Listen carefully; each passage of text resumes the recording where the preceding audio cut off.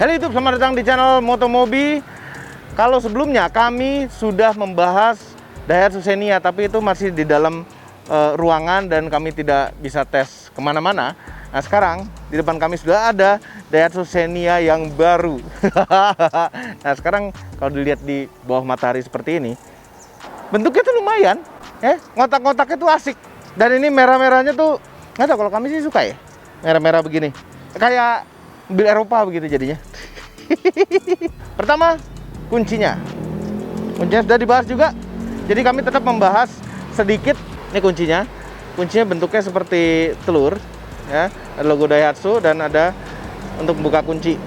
Ini keyless, jadi akses buka tutup kunci itu nggak perlu mencet-mencet, tinggal sentuh.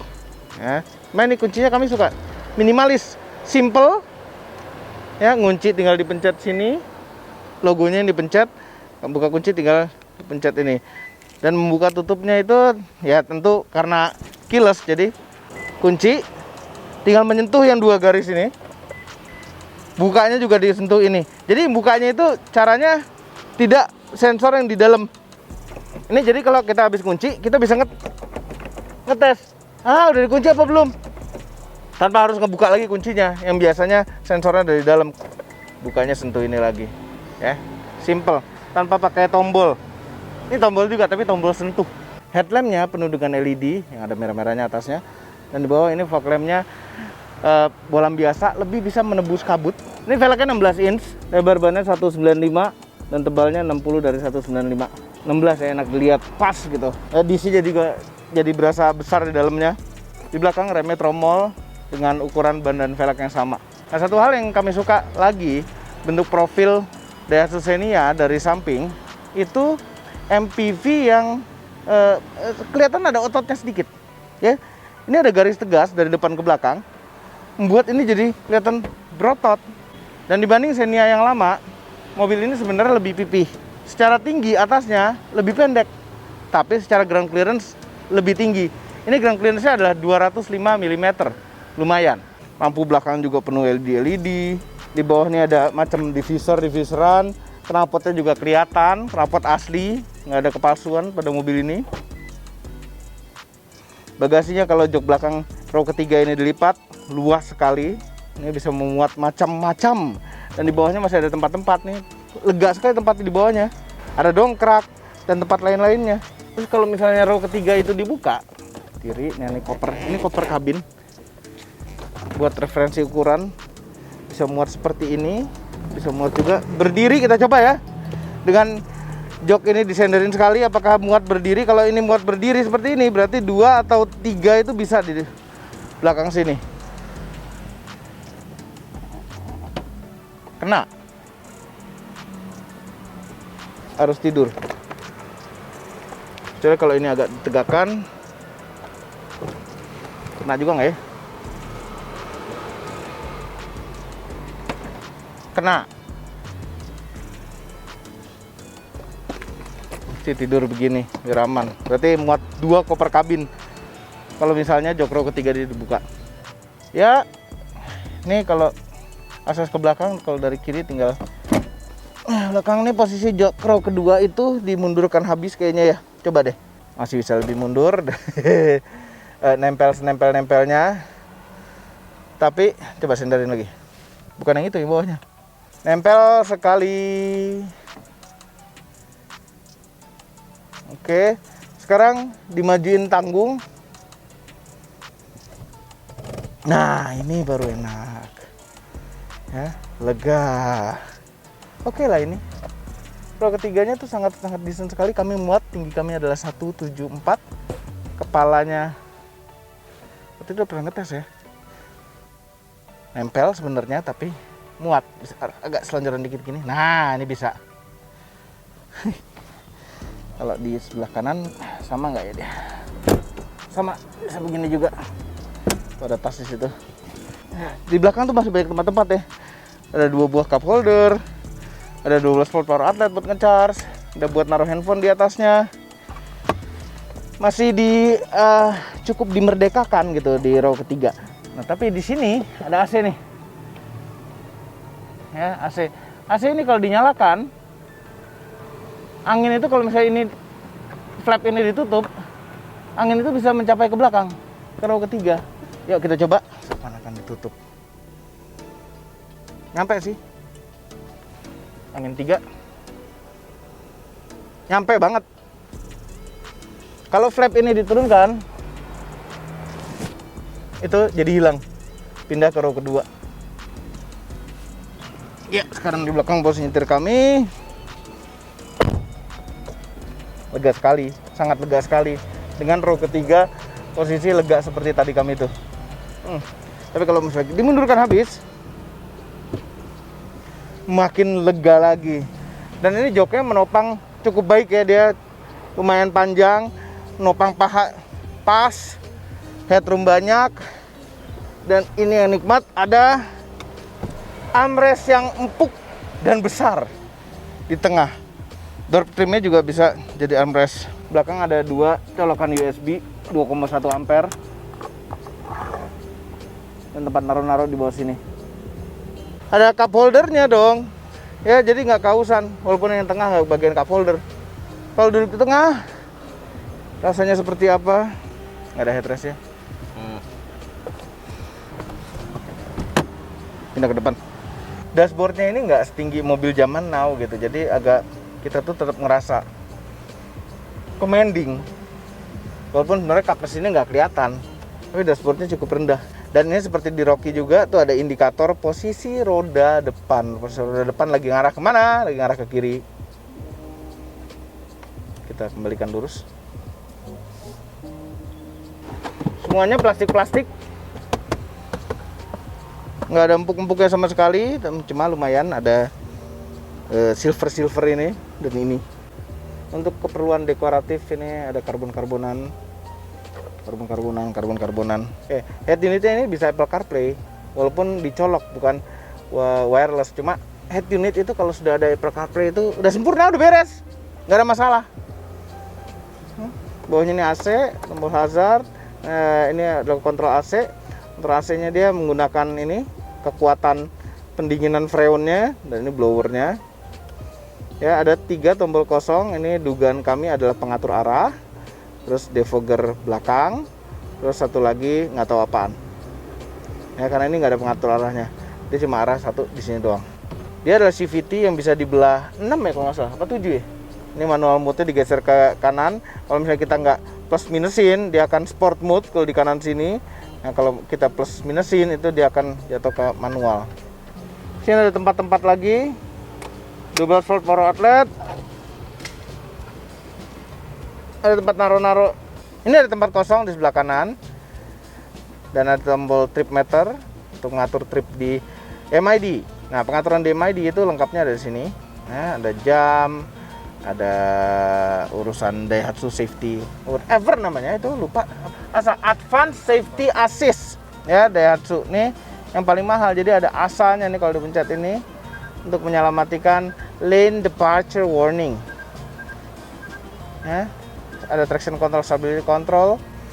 Sebelah kiri untuk urusan MID.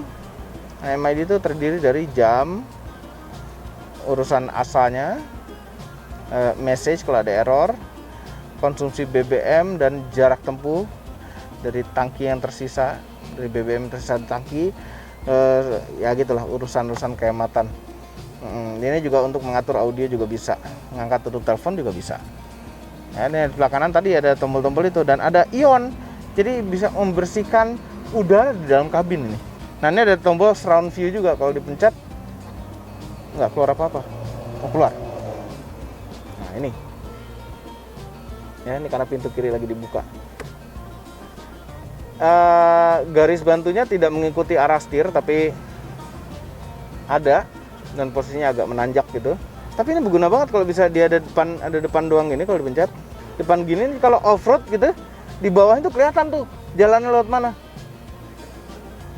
Nggak dipakai off-road memang, cuma Mas Gang, biar nggak kejeblos got. Ini biar nggak kejeblos got, bagus. Head unit ini bagus, kayak tablet gitu. Kalau dimasukin mundur, tentu dia akan muncul kamera mundurnya. Kepraktisan ini oke sekali. Kenapa oke? Kami suka cup holder berposisikan di depan ventilasi AC sehingga bisa mendinginkan minuman Anda. Ini juga ada cup holdernya di sisi penumpang. Jadi tepat. Itu lokasi yang tepat buat naruh minuman. Ini juga buat naruh sesuatu juga tepat juga. Ini juga di bawah-bawah sini masih ada tempat-tempat. Ini masih ada tempat dan masih ada tempat lagi di pegangan nutup pintu. Di bawah bisa ada 2 botol holder dan tempat-tempat lega gitu. Tempat-tempatnya tuh banyak. Ini lumayan enak. Joknya enak. Dengan headrest yang terpisah begini, ini agak membakat sedikit gitu ya. Dia tidak ada fungsi racing-racingan memang, cuma nyaman jadinya. Nyaman. Nah, setirnya ini bukan posisi yang buruk-buruk amat. Ya, agak jauh dari badan, cuma masih cukup acceptable jarak segini. Nah, ini di balik kaca spion tengah tuh ada sensor-sensor buat asanya. Power window hanya ada auto di sisi driver, naiknya juga auto, luar biasa. Biasanya cuma turunnya doang. Kiri dan belakang tidak sama sekali. Spion auto retract, kalau dikunci bisa ditutup secara manual dari sini.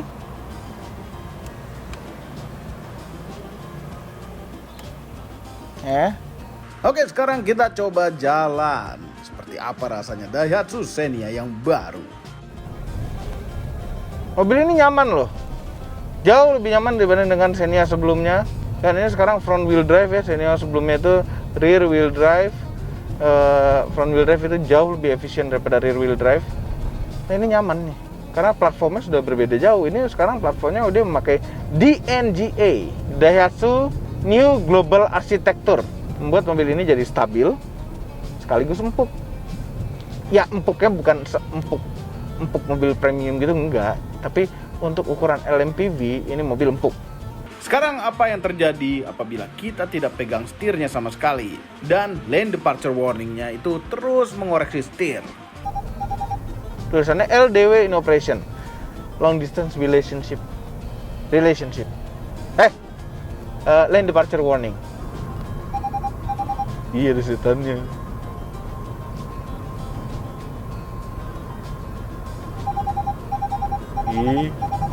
Suruh megang setir.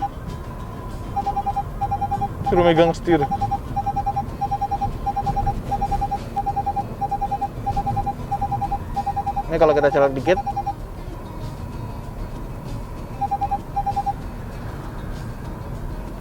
LDW, lane departure warning itu benar-benar bisa menghindari kecelakaan loh.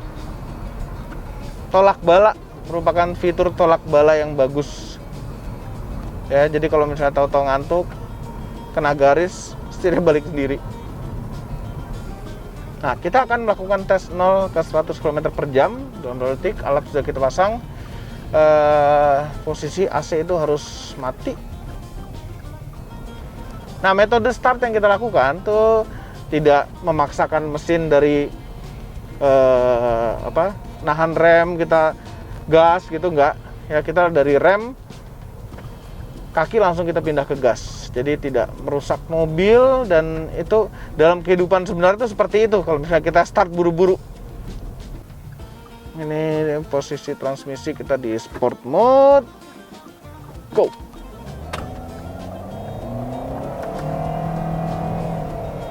Dia udah ngoper-ngoper giginya gitu, seakan-akan transmisi konvensional biasa.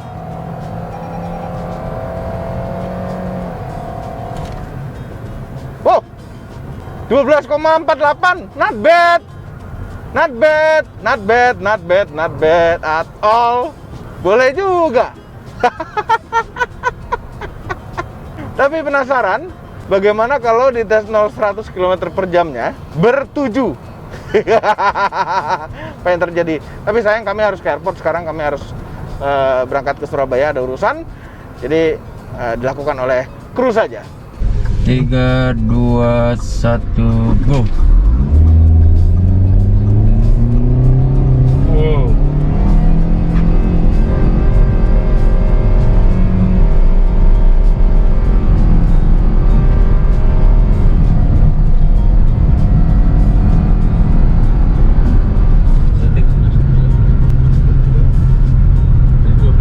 Ya, 15,78 detik. Oke, memang menurun, jelas karena itu lebih berat. Apalagi ada Om Gendut di situ. Tapi ini menurut kami cukup kencang. Kemudian kami tes apakah mobil ini bisa dipakai untuk camping di dalam mobil. Nah, Om Gendut merebahkan jok row pertama. Dan sebenarnya selain row pertama yang ditidurkan, bisa juga menidurkan row kedua sebagai alternatif. Jadi mobil ini di dalam mobil sebenarnya bisa muat 2-3 orang untuk tidur. Nah, bisa dipasang kasur juga di dalam sini mungkin. Itu saja video Motomobi hari ini. Jangan lupa tekan tombol jempol ke atas dan subscribe channel Motomobi, Omobi, dan Mes Mobi. Apabila belum, berikut dengan tombol loncengnya. Share video ini ke seluruh dunia melalui sosial media Anda. Dan jangan lupa follow sosial media kami yaitu Instagram. Terima kasih telah menonton. Kenceng juga.